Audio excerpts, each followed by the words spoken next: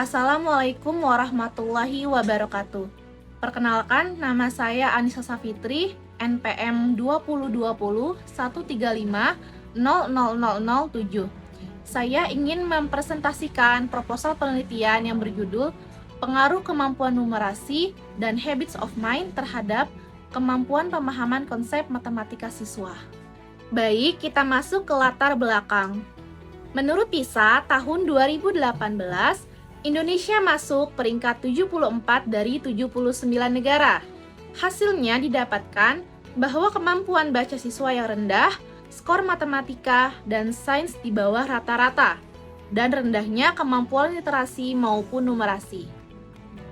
Seperti yang terjadi di SMA Ibnu Hajar Boarding School yang memiliki rata-rata nilai PTS yang lebih rendah jika dibandingkan dengan KKM yang ditetapkan sekolah.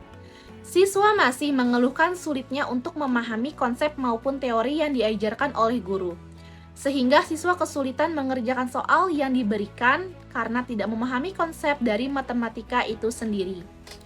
Diharapkan, dengan adanya kemampuan numerasi dan juga habits of mind, maka siswa mampu untuk memahami konsep yang diberikan oleh guru. Maka penulis tertarik untuk melakukan penelitian dengan judul Pengaruh Kemampuan Numerasi dan Habits of Mind terhadap Kemampuan Pemahaman Konsep Matematika Siswa. Selanjutnya, tujuan penelitian. Tujuan penelitian yang pertama yaitu pengaruh kemampuan numerasi dan habits of mind secara bersama-sama terhadap kemampuan pemahaman konsep matematika siswa. Yang kedua, pengaruh kemampuan numerasi terhadap kemampuan pemahaman konsep matematika siswa. Dan tujuan penelitian yang ketiga yaitu pengaruh habits of mind terhadap kemampuan pemahaman konsep matematika siswa. Berikutnya, teori. Menurut Al-Farisi DKK tahun 2023 halaman 64, kemampuan numerasi adalah keterampilan menggunakan, memahami, serta menganalisis matematika untuk mengerjakan masalah dalam kehidupan sehari-hari. Yang kedua, menurut Az-Zahra DKK tahun 2022 halaman 203, habits of mind merupakan sebagai sekelompok sikap, nilai, dan keterampilan yang dilakukan secara berulang-ulang, sehingga menjadi kebiasaan yang melekat pada diri dalam menyelesaikan permasalahan yang tidak cepat diketahui solusinya. Yang ketiga, menurut Yuliani DKK tahun 2018 halaman 94, pemahaman konsep matematika merupakan suatu kemampuan penguasaan materi dan kemampuan siswa dalam memahami, menyerap, menguasai, hingga mengaplikasikannya dalam pembelajaran matematika. Posisi penelitian atau penelitian non relevan untuk proposal penelitian ini ada dua. Yang pertama, penelitian yang dilakukan oleh Ani Listianingsih dan kawan-kawan pada tahun 2022 yang berjudul Analisis Pemahaman Konsep Matematis, Dampak Habits of Mind dengan Visual Thinking.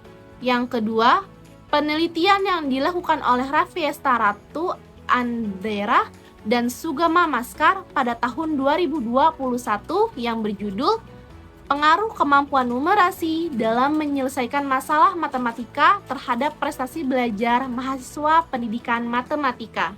Kerangka berpikir ada tiga. Yang pertama, pengaruh kemampuan numerasi dan habits of mind secara bersama-sama terhadap kemampuan pemahaman konsep matematika. Yang kedua, pengaruh kemampuan numerasi terhadap kemampuan pemahaman konsep matematika.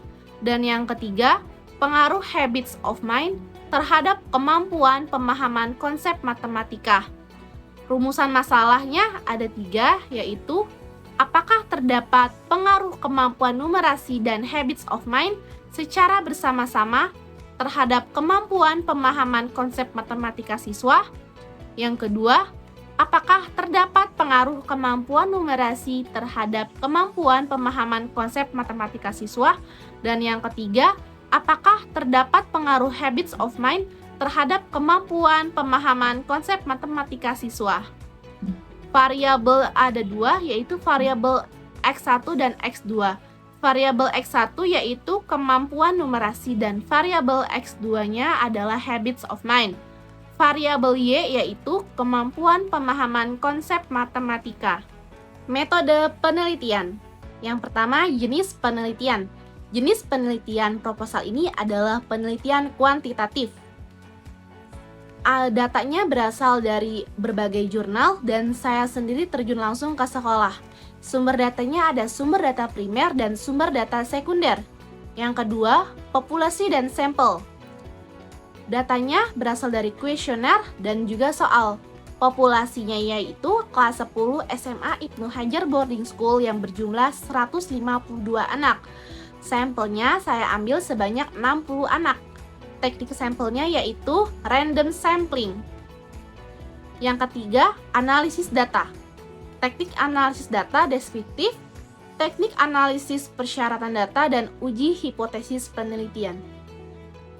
Baik, sekian presentasi proposal penelitian saya. Mohon maaf apabila terdapat banyak kesalahan. Saya akhiri. Wassalamualaikum warahmatullahi wabarakatuh.